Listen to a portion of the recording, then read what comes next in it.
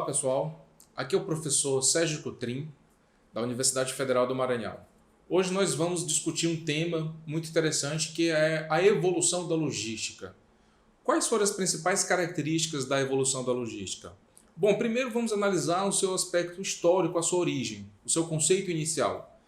A logística ela tem uma forte tradição na área militar. Foram as organizações militares que organizaram, que sistematizaram as primeiras noções, os primeiros métodos e ferramentas de logística.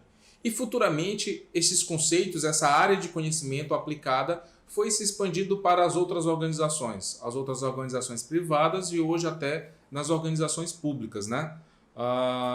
Em relação à logística militar, há um conceito, por exemplo, do Exército Brasileiro que diz é um conjunto de atividades relativas à previsão e à provisão de recursos humanos, materiais e dos serviços necessários à execução das missões das Forças Armadas. Ou seja, como as organizações militares organizavam as necessidades de transporte, de manuseio de recursos para fazer frente à movimentação dos seus exércitos. Como prover todas as atividades de suporte necessárias em relação à munição, a equipamentos, a recursos humanos, a gestão de transporte e armazenagem para garantir uma vantagem competitiva frente aos seus inimigos. Esse conceito ele foi adaptado para o setor privado e vem sendo evoluído dia a dia.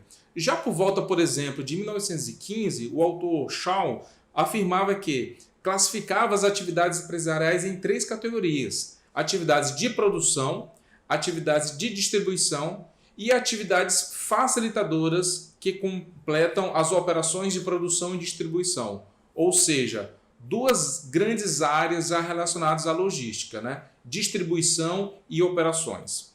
A distribuição física das mercadorias é um problema que ele nasce não necessariamente no momento de se pensar em fazer a distribuição para os clientes finais, mas muito antes disso na previsão de demanda. A área de produção, operações e logística, hoje elas estão integradas. Então há necessidade de um planejamento muito grande entre essas três áreas. O que antigamente nós chamávamos apenas de logística, hoje a visão moderna chama-se cadeia de suprimentos. O profissional moderno, atualizado de logística, ele é um profissional que ele faz a gestão da cadeia de suprimentos. A visão parou de ser apenas a preocupação com as atividades de transporte outbound, ou seja, o produto está pronto e como ele será entregue ao seu cliente, mas ela vem desde o início de todos os elos da cadeia produtiva, incluindo os fornecedores de matéria-prima. Esses fornecedores de matéria-prima, eles estão interligados em uma cadeia produtiva, eles repassam essa matéria-prima para as fábricas, para as manufaturas. Essas fábricas passam esse produto para elos de distribuição, pode ser um atacadista, pode ser um varejista, pode ter outros elos de distribuição, uma loja no shopping, uma loja online e, por fim, a disposição, a distribuição ao seu cliente final. Todos esses elos dessa cadeia produtiva, fornecedores de matéria-prima, indústrias, manufaturas, atacadista, varejista, lojas, pontos de venda com o consumidor final, eles devem estar integrados. Essa integração vai permitir a distribuição de informação entre todos os elos da cadeia produtiva, que é o que caracteriza uma cadeia de suprimentos. Essa cadeia de suprimentos integrada, ela vai permitir com que a gestão do estoque ela seja ótima. Essa é uma diferença fundamental na cadeia de suprimentos, Não haverá um estoque muito acima da demanda real. Hoje, no conceito moderno, o Ballow afirma: a missão da logística é dispor a mercadoria ou serviço no lugar certo, no tempo certo e nas condições desejadas, ao mesmo tempo em que fornece a maior contribuição para a empresa. E já numa visão também moderna de cadeia de suprimentos, o Conselho de Profissionais de Gestão de Cadeia de Suprimentos afirma que a integração de processos-chave a partir do usuário final até os fornecedores primários dessa cadeia produtiva, compartilhando produtos, serviços e informação.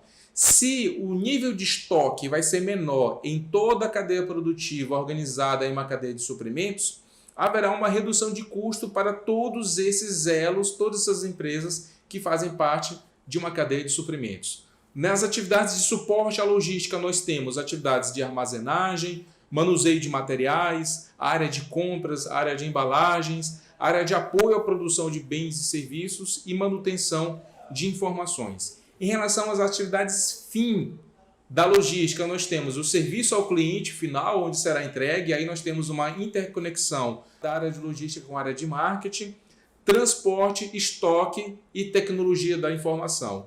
Quando as pessoas que não trabalham a área de logística, que não estudam a área de negócios, a área de administração ou de engenharia, têm uma visão limitada da logística, onde ela está relacionada apenas a transporte. Até algumas empresas contribuem para essa visão errônea, pois empresas que são apenas de transporte, elas se autodenominam empresas de logística, mas na verdade elas fazem apenas uma única função das várias funções fins da área de logística, né? Quando a gente imagina a representação tradicional de uma cadeia de suprimentos, a gente imagina assim, até uma visão linear, simples, dessa cadeia produtiva, com o fornecedor da matéria-prima, dos insumos, uma fábrica, um distribuidor e o cliente final. Só que, na verdade, hoje essa visão é muito mais complexa e muito mais sistêmica, influenciado principalmente pelo quê? Pela globalização. Da logística tradicional, nós evoluímos para uma cadeia de suprimentos fortemente influenciada pela logística internacional para atender as demandas da globalização. Essa cadeia linear, ela não existe mais, né? Hoje o seu fornecedor, você pode ter múltiplos fornecedores localizados em países, em continentes diferentes. Você pode ter contratos de prestação de serviço, de compra, de diferentes modelos esse contrato. Você pode ter um operador logístico, que é uma empresa que você terceiriza essas funções de logística para uma outra empresa, por um operador logístico multimodal, né, onde ele vai executar todas essas funções logísticas e você pode se concentrar na sua atividade fim, da produção, da pesquisa com o seu cliente, do relacionamento com o seu cliente, né? Antigamente, as organizações que precisavam realizar várias operações de transporte, elas tinham que fazer contratos e administração de contratos com diferentes empresas. Ela tinha que contratar, por exemplo, uma empresa que faria o seu transporte rodoviário, outra empresa que faria o seu transporte ferroviário, no caso de uma operação envolvendo o porto, depois contratar a operação portuária, contratar um transporte marítimo. Hoje não é mais a única opção. As empresas mais modernas, que têm um volume para isso, contratam um operador de transporte multimodal. Ou seja, esse operador ele vai chegar na sua organização, na sua empresa, e ela vai oferecer uma solução completa para todos os serviços, todos os tipos de transporte, e você fica liberado para concentrar suas energias, os seus esforços, os seus recursos nas suas atividades mais estratégicas, que é aquilo que em estratégia nós chamamos estratégia do core business, né? Vou dar aqui 2 exemplos dessa visão moderna, dessa logística, dessa área de operações e logística. Por exemplo, no estado do Maranhão, nós temos uma operação muito forte da empresa Vale, né? A Vale atua o que nós chamamos de uma operação integrada, uma estratégia de integração vertical, onde ela tenta ser a proprietária ou ser responsável pela gestão de todos os elos do sistema dela, de todos os elos da cadeia produtiva dela. Como assim? Por exemplo, a Vale, a mineradora, ela tem a concessão da mina em Carajás. Além da concessão da mina, ela é a proprietária através dessa concessão e ela é a gestora, ela tem a concessão da estrada de ferro Carajás. Ela é responsável por ela, por um prazo determinado. Além da ferrovia, ela tem a concessão de um terminal portuário, que é o terminal marítimo Ponta da Madeira, né, localizado dentro do complexo portuário de São Luís. Além disso, parte da operação de transporte marítimo ela é responsável, ou seja, de todos os elos, mina, estrada de ferro, porto, transporte marítimo, ela tenta ser a proprietária gestora da maior parte dessas operações. É uma integração vertical. Transporte marítimo é a única seção É a única parte onde ela não domina todas essas operações, até porque ela contrata, ela paga um frete para o transporte marítimo, né? Vamos analisar a Perdigão, né? Da indústria de alimentos Perdigão. Já é uma estratégia um pouco diferente. Se nós imaginarmos a Perdigão, ela não é responsável, ela não é proprietária de todos os elos da cadeia produtiva dela. Ela tem uma fábrica de ração e de incubatórios, onde ela compra, na verdade, ela compra de empresas fornecedoras. Ela tem um contrato com os produtores, né, de frangos, dos animais, que são produtores, eles têm a propriedade das granjas, né, das fazendas. Ela pega a ração, pega os incubatórios e entrega para esses produtores para eles fazerem apenas a criação. Aqueles animais vão sendo procriados até atingir, eles vão crescendo até atingir a idade de abate.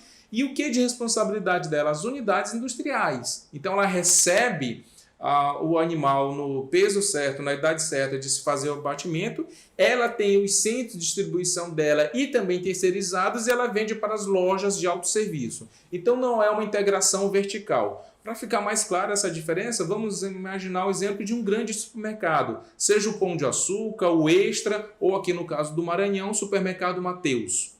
Esse supermercado, imagine, eles nunca adotariam a estratégia de integração vertical. Quando nós entramos numa grande loja dessas, no hipermercado, ele tem ali entre 20 e 30 mil itens. Ele não é o responsável pela produção desses itens, né? Ele é um revendedor. Ele compra do seu fornecedor e vende para o seu consumidor final. Sobre logística, né, é importante a gente fazer um diagnóstico, um panorama dessa comparação internacional. Como bem sabem, o Brasil tem características continentais, nosso país é muito grande, e ele se assemelha a quais países? China, Índia, Rússia, Estados Unidos e Canadá. São os grandes países que têm dimensões continentais, mas infelizmente nós temos condições logísticas muito diferentes entre esses países, né? Por exemplo, rodovias pavimentadas no Brasil, 212. Na China, 1.576. Na Índia, 1.569. Na Rússia, 755. Né? Por exemplo, ferrovia. Na China, 77 mil quilômetros de ferrovia. Na Índia, 63. No Brasil, 29. Nos Estados Unidos, 227. Né? Dutovias, no Brasil, 19. China, 58. Estados Unidos, por exemplo, 793. Né? Hidrovias, nós somos um país cortado por rios, que ainda não utilizamos todo esse potencial. Né? No Brasil, 14 economicamente viáveis, sendo produtivas. Né? Na China, 110. Na Rússia, 102 quilômetros de hidrovias. Pois bem, essa é a nossa aula sobre a evolução da logística, passando com a sua origem em relação à área militar, evoluindo para a logística, depois para a logística integrada e hoje, como nós chamamos, gestão da cadeia de suprimentos.